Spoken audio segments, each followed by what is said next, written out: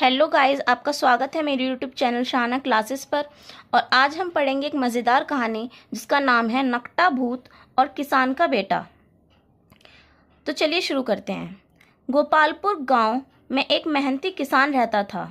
उसका एक ही बेटा था, अभय। अपने नाम के अनुरूप ही अभय बेहद साहसी और निडर लड़का था। यही नहीं, हिष्ट पुष्ट और सुंदर कद काठी होने के कारण अभय किसी राजकुमार की तरह दिखता था। उसका रूप देखकर उसके माता पिता ही नहीं बल्कि गांव के अन्य लोग भी कहते, यदि अभय सचमुच राजकुमार होता तो राजकुमारी सुमनलता इसी से ब्याह करती। राजकुमारी सुमनलता चुरू नगर की राजकुमारी थी। उसके रूप और गुण के चर्चे चारों दिशाओं में गूंज रहे थे। सुमनलता के चर्चे सुनकर अभय के मन में उसे देखने की इच्छा जागृत हुई। सो एक दिन अपने माता पिता से आज्ञा लेकर अभय चुरू नगर की ओर चल पड़ा। कई कोस चलने के बाद अभय सुस्ताने के लिए एक विशाल वट वृक्ष की छाया में बैठ गया। संयोगवश उसी वृक्ष पर एक खौफनाक भूत रहता था, जो कि उस वृक्ष की छांव में सुस्ताने वाले हर पथिक को अपना भोजन बना लेता था। अभय को देखकर भूत वृक्ष से कूदकर उसके सामने आ खड़ा हुआ। अभय ठहरा बेहद निडर, सो वह उस भयानक भूत को देखकर भी नहीं डरा, बल्कि उसकी अवहेलना करते हुए अपनी पोटली में से रोटी निकालकर मज़े से खाने लगा। अब तो भूत अचकचाया। उसने सोचा, अब तक तो लोग उसकी शक्ल देखकर ही बेहोश हो जाते थे, परंतु यह कैसा लड़का है जो उससे डरना तो दूर उसकी तरफ देख भी नहीं रहा है। खैर, भूत ने अपने लंबे पैने और छुरी की तरह धारदार नाखून अभय की तरफ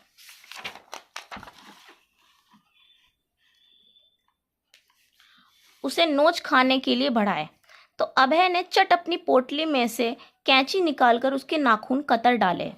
इस अप्रत्याशित हमले के लिए भूत तैयार नहीं था। उसने बौखलाकर अपने बड़े बड़े भयंकर दांत दिखाते हुए कहा, ए छोकरे, अब मैं अपने इन शेर से भी ज़्यादा मजबूत दांतों से तेरे टुकड़े टुकड़े कर डालूंगा। परंतु अभय ने आओ देखा ना ताओ अपने कंधे पर लटकी कुल्हाड़ी भूत के दांतों पर दे मारी। फौरन ही भूत के सारे दांत झड़कर जमीन पर आ गिरे। अब तो भूत गुस्से से पागल हो उठा और अभय को साबुत ही निगल जाने के लिए उस पर झपटा। लेकिन निडर अभय ने अपनी जेब से चाकू निकालकर आनन फानन में भूत की नाक काट डाली। नाक कटते ही भूत के सारे हौसले पस्त हो गए।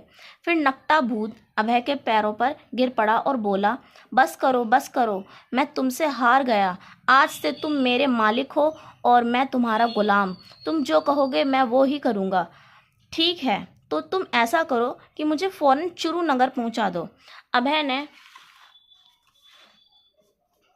भूत को आज्ञा दी और पलक झपकते ही अभय चुरू नगर में खड़ा था। अभय ने इधर उधर देखा, भूत का कहीं नामो निशान नहीं था। इतने में आवाज़ आई, मालिक, मैं तुम्हारे साथ ही हूँ, परंतु अब मैं अदृश्य ही रहूँगा, वरना यहाँ के लोग मुझे देखकर डर जाएंगे। लो, तुम यह अंगूठी पहन लो। अब सिर्फ तुम ही मुझे देख और सुन पाओगे। अंगूठी पहनते ही अभय को नकटा भूत दिखाई देने लगा। फिर वे दोनों चुरू नगर में घूम घूम कर वहाँ के हालचाल जानने लगे। नगर के लोगों से अभय को मालूम हुआ कि राजकुमारी सुमनलता सूर्योदय के बाद स्नान आदि करके देवी के मंदिर में पूजा करने आती हैं। उस वक्त कोई चाहे तो राजकुमारी को देख सकता है।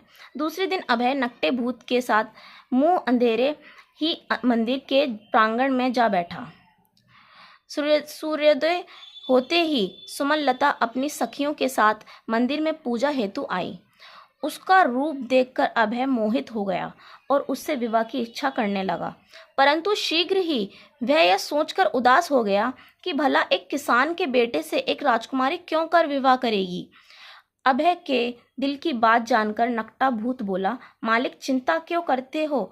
कहो तो मैं चुटकियों में राजकुमारी को उठाकर तुम्हारे पास ले आता हूँ। तब अभय ने उसे डपट दिया, भूत होना हमेशा उल्टी ही बात करोगे। मेरी बात ध्यान से सुनो। कल मैंने नगरवासियों के मुंह से सुना है कि शीघ्र ही राजकुमारी का स्वयंवर होने जा रहा है। उसमें अनेक देशों के राजकुमार भाग लेंगे। जो भी राजकुमार सुमनलता द्वारा ली गई परीक्षाओं में सफल होगा, उसे ही राजकुमारी वरमाला पहनाएंगी। अब कोई ऐसा उपाय करो कि मैं भी स्वयंवर में भाग ले सकूं। बस इतनी सी बात कहते हुए नकटे भूत ने अभय के सामने राजकुमारों के पहनने योग्य कपड़ों और जेवरों का ढेर लगा दिया, जिन्हें पहनकर अभय सचमुच ही किसी देश का राजकुमार लगने लगा। भूत ने कोई सेवक भी अभय की सेवा में लगा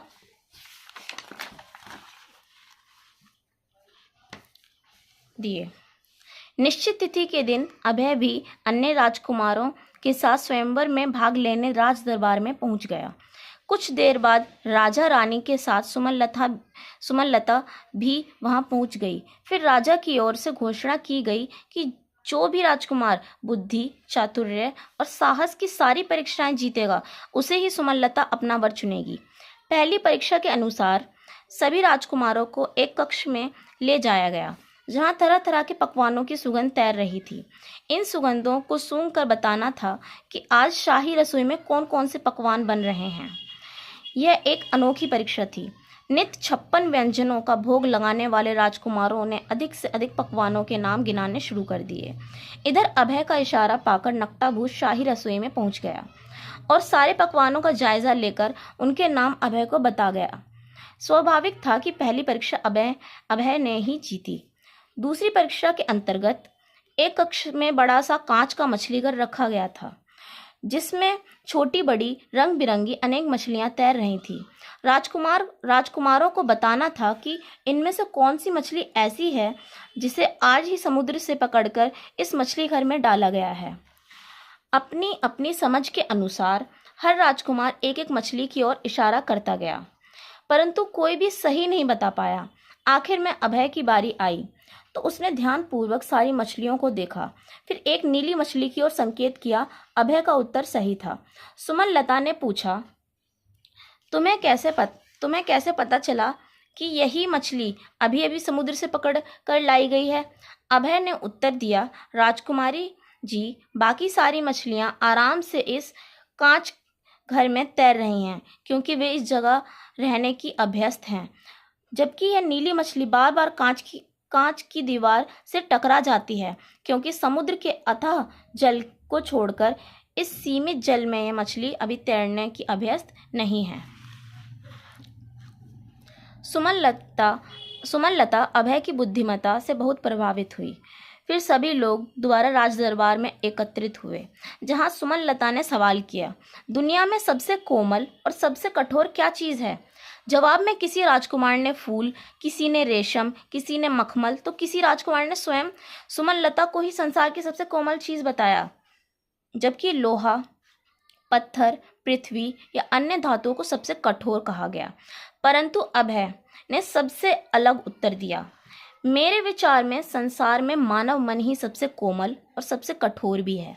जहाँ मानव का कठोर मन सैकड़ों प्राणियों का खून बहाकर भी नहीं पसीजता है, वहीं कोमल मन खुद पर अनेकों कष्ट सहकर हजारों दुखी मनुष्यों की सेवा करता है, यहाँ तक कि वक्त आने पर अपनी जान भी दे देता है। अभय का उत्तर सुनकर राजा रानी, सुमनलता व सभी लोग संतुष्ट हुए। सचमुच अभय बुद्धिमान और चतुर दोनों था।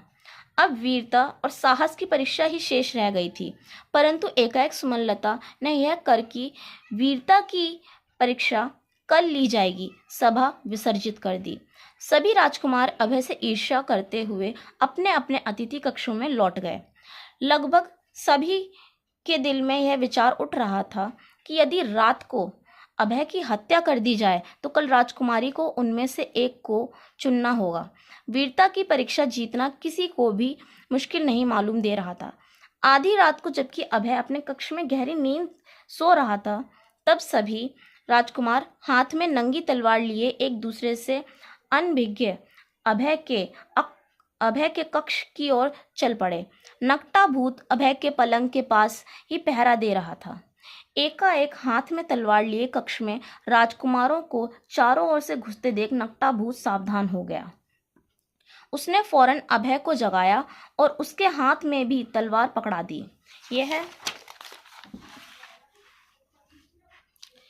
यह सब कुछ पलक झपकते हुआ कि राजकुमार समझ ही नहीं पाए कि एकाएक गहरी नींद में सो रहे अभय ने उठकर हाथ में तलवार कैसे ले ली। खैर, शीघ्र ही सब अभय पर टूट पड़े। अभय ने भी फुर्ती से उनका मुकाबला करना शुरू किया। अभय जितना साहसी था उतना ही ताकतवर भी था। उसने शीघ्र ही अपनी फुर्ती और ताकत से सभी राजकुमारों को निहत्था करके बंदी बना लिया। सुबह अभय ने स्वयंवर सभा में सभी बंदी राजकुमारों के साथ उपस्थित होकर रात की घटना कह सुनाई। तब राजकुमारी सुमनलता ने कहा, मैंने कल जानबूझकर ही परीक्षा अधूरी छोड़ दी थी ताकि यह पता चल सके कि हारे हुए राजकुमार क्या षड्यंत्र रचते हैं। अब साबित हो चुका है कि सभी राजकुमार कायर हैं और कायर कभी वीर नहीं हो सकता। अभय ने जिस प्रकार अकेले ही सबका मुकाबला किया उससे उसकी वीरता प्रमाणित हो चुकी है, अतः मैं अभय को अपना वर चुनती हूँ। यह कहकर सुमनलता वरमाला लेकर अभय की तरफ बढ़ी, परंतु अभय ने उसे रोकते हुए कहा, ठहरिए राजकुमारी जी, वास्तव में मैं कोई राजकुमार नहीं बल्कि एक किसान का बेटा हूँ। क्योंकि मैंने आपको धोखा दिया है इसलिए मैं आपके योग्य नहीं हूँ। अभय की सच्चाई देखकर राजा रानी समेत सभी बेहद प्रभावित थे। राजकुमारी को तो ऐसा सीधा सच्चा सर्वगुण संपन्न जीवन साथी ही चाहिए था, इसलिए उसने बिना देर किए वरमाला अभय के गले में डाल दी। इस मौके पर नकटा भूत खुशी से नाच उठा था और यह सिर्फ अभय ही देख पा रहा था। फिर अभय की आज्ञा पाकर नकटा भूत अभय के माता पिता को वहीं ले आया। कुछ समय पश्चात अभय चुरू नगर का राजा बना और उसने सुमनलता और नकटे भूत की मदद से वर्षों राज्य किया। गाइज, अगर कहानी पसंद आई हो तो वीडियो को लाइक करें और चैनल को सब्सक्राइब करें। Thank you for watching.